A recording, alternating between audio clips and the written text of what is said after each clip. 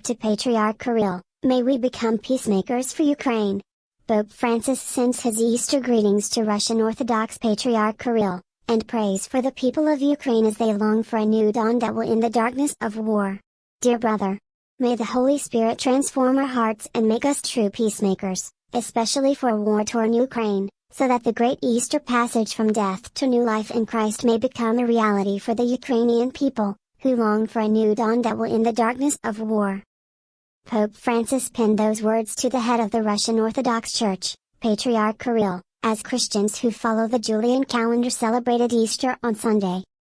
The Pope's brief letter of Easter greetings was sent also to other patriarchs of Eastern churches, and was published on the Moscow Patriarchate's website.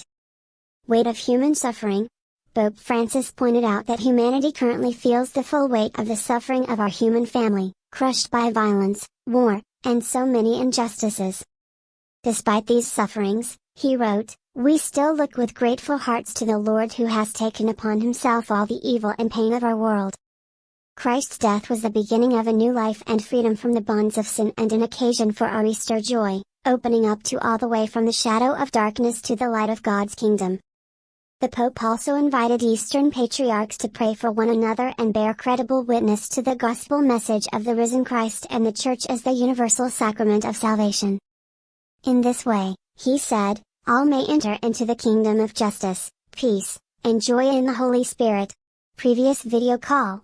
The Pope last spoke directly with Patriarch Kirill on 16th of March in a video call focused on the war in Ukraine and the role of Christians to promote peace. According to the director of the Holy See Press Office, Matteo Bruni, Pope Francis urged the Russian Orthodox Patriarch to help put out the fire of the war in Ukraine, since those who pay the highest price are soldiers and civilians who die under the bombs. The Church must not use the language of politics, but the language of Jesus, said the Pope on that occasion. Pope and Patriarch meeting cancelled. In an interview with the Argentinian paper La Nación last Friday, Pope Francis revealed that he had been scheduled to meet with Patriarch Kirill in Jerusalem in June, but added that the encounter had to be cancelled.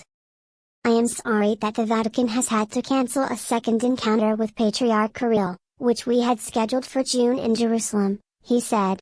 "But our diplomacy maintained that a meeting between us in this moment could lead to much confusion."